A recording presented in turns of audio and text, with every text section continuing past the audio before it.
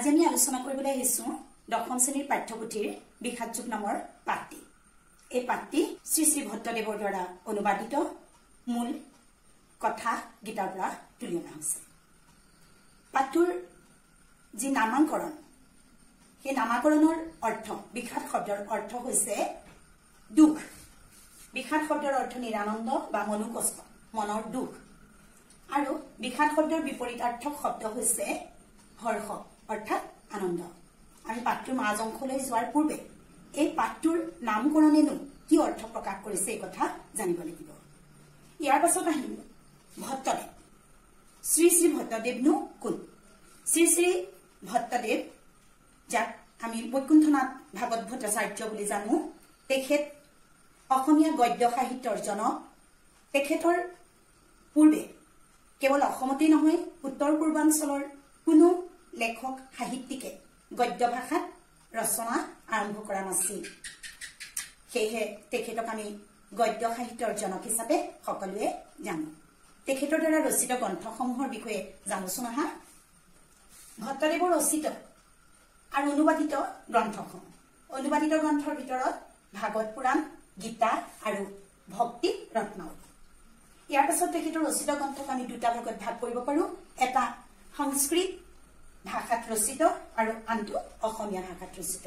সংস্কৃত ভাষাত ৰচিত তেখেতৰ গ্ৰন্থ ভক্তি সাৰ আৰু ভক্তি বিবেক।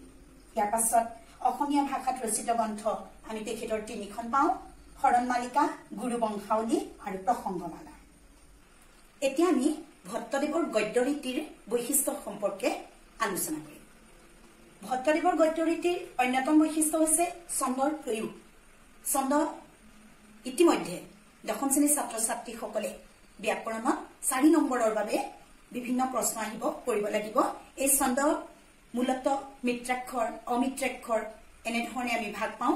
মুক্তক ছন্দ আৰু স্পন্দিত গদ্য বুলিও আন দুবিধ ছন্দ সজ্জা পাওঁ। এই ছন্দই বাক্যৰ গঠন শুৱলা কৰি তোলে। সেই ছন্দৰ বৈশিষ্ট্য বা প্ৰয়োগ আমি ভট্টদেৱৰ গদ্য ৰীতিত দেখিবলৈ পাওঁ। দ্বিতীয় বৈশিষ্ট্য হৈছে সমসাময়িক পদ্য ভাষাৰ ব্যৱহাৰ। যিহেতু আমি ইতিমধ্যে গম পাইছো যে ভট্টদেৱ অসমীয়া গদ্য সাহিত্যৰ জনক, অৰ্থাৎ তেখেতেহে গদ্য সাহিত্য আৰম্ভ কৰিছিল। সেয়েহে তেখেতে যদিও গদ্য সাহিত্যত ৰচনাসমূহ আগবঢ়াইছিল, তাৰ মাজত তেখেতৰ বৈশিষ্ট্য হিচাপে পূৰ্বৰ ৰচকসকলৰ যি পদ্য ৰীতি, এই ৰীতি কিছু পৰিমাণে অনুসৰণ কৰিছিল। তৃতীয় বৈশিষ্ট্য হৈছে সৰল গদ্য ৰীতি। তেখেতৰ গদ্য ৰীতি সাৱলীল, একেবাৰে সহজ সৰল, সহালোকে বুজিব পৰা। এইখিনি তেখেতৰ গদ্য ৰীতিৰ বৈশিষ্ট্য। ইয়াৰ পাছত আমি পাঠৰ মাজ অংশলৈ যাম। এই বিষাদযোগ পাঠটিত প্ৰকৃততে মহাভাৰতৰ ৰণৰ, কুৰুক্ষেত্ৰৰ ৰণৰ কৌৰৱ আৰু পাণ্ডৱৰ যুদ্ধক্ষেত্ৰ সুন্দৰ ৰূপত দেখুওৱা হৈছে।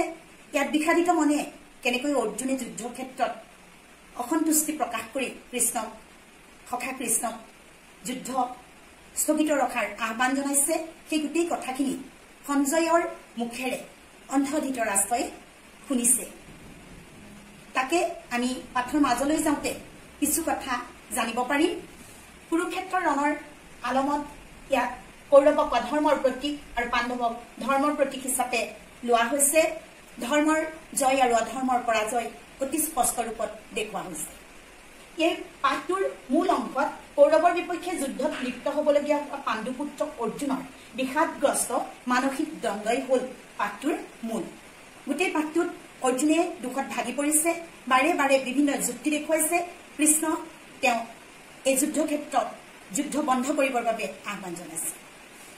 এই গোটেই পাঠটোৰ আমি নীতি কথা হিচাপে এটা অতি গুৰুত্বপূৰ্ণ কথা পাম। সেই কথাটো পাঠৰ অন্যান্য কথাখিনি আলোচনা কৰাৰ পূৰ্বে ক'ব বিচাৰিছো, কিদৰে জ্ঞান সাধনৰ জৰিয়তে বিষাদিত মনক মুক্ত কৰাটো সম্ভৱ। কৃষ্ণই, সখা কৃষ্ণই অৰ্জুনক জ্ঞান সাধনৰ পথ দেখুৱাইছে আৰু তেওঁৰ বিষাদিত মনক কেনেকৈ তেওঁ মুক্তভাৱে যুদ্ধক্ষেত্ৰত লিপ্ত হ'ব পাৰিব, তাৰ বাবে তেওঁ কৃষ্ণই অৰ্জুনক যথেষ্ট গুৰুত্বপূৰ্ণ তত্ত্ব কথা শুনাইছে। এতিয়া এই পাঠৰ মাজত অন্ধ ধৃতৰাষ্ট্ৰক সঞ্জয়ে যুদ্ধক্ষেত্ৰৰ প্ৰতিটো কাহিনী কৈ আছে।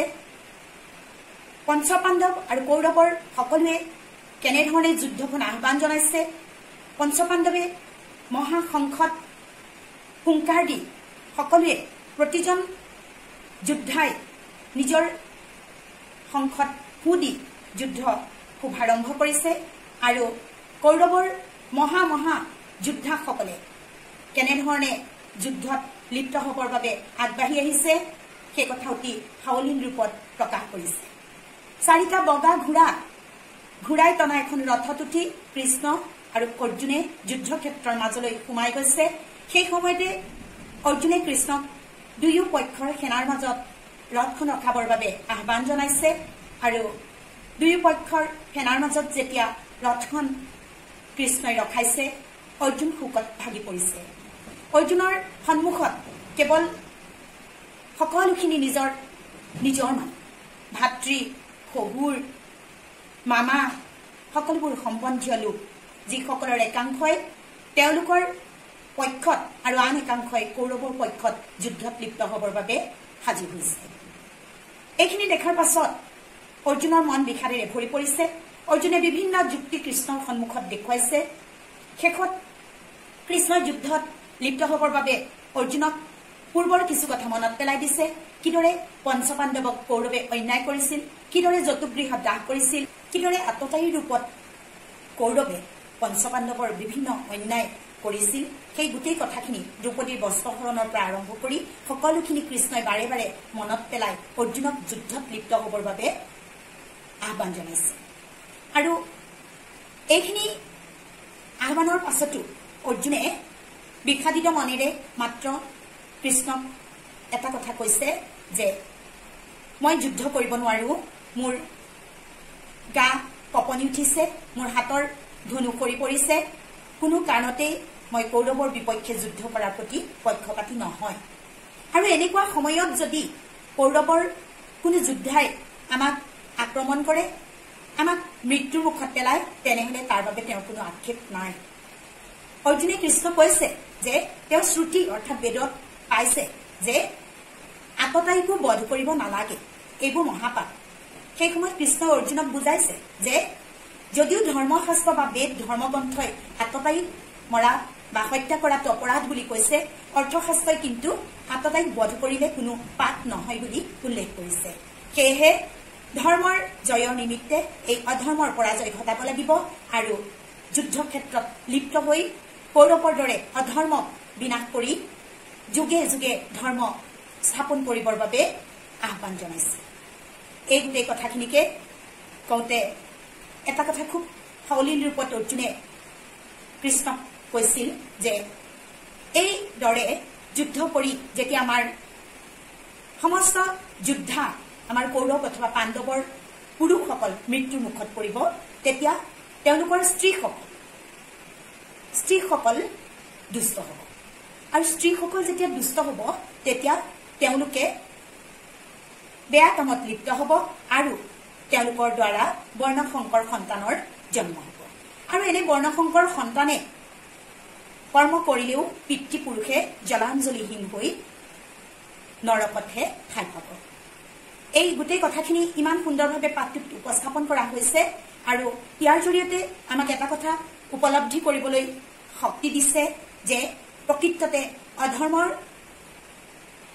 জয় হোৱাটো কোনেও বাঞ্ছা নকৰে আৰু স্ত্ৰীসকল দুষ্ট হলে যে আমাৰ ধৰ্ম নৰয় অথবা ধৰ্ম নষ্ট হ'ব, এই কথা এই পাঠৰ যোগেদি দশম শ্ৰেণীৰ ছাত্ৰ ছাত্ৰীসকলৰ বোধগম্য হোৱাকৈ কিছু পৰিমাণে নীতি শিক্ষা প্ৰদান কৰা হৈছে, যাতে ধৰ্মৰ প্ৰতি সকলো আকৃষ্ট হয়, নিজ ধৰ্ম ৰক্ষাৰ প্ৰতি দায়িত্ব বাঢ়ে আৰু সকলোৱে যাতে নিজৰ বিষাদিত মনক বিষাদৰ পৰা মুক্ত কৰিবৰ কাৰণে কিছু জ্ঞান অৰ্জন কৰে, এই কথাকে পাঠটোৰ মূল হিচাপে আগবঢ়াইছে আৰু গোটেই কথাখিনি সঞ্জয়ৰ মুখেদি প্ৰকাশ কৰা হৈছে।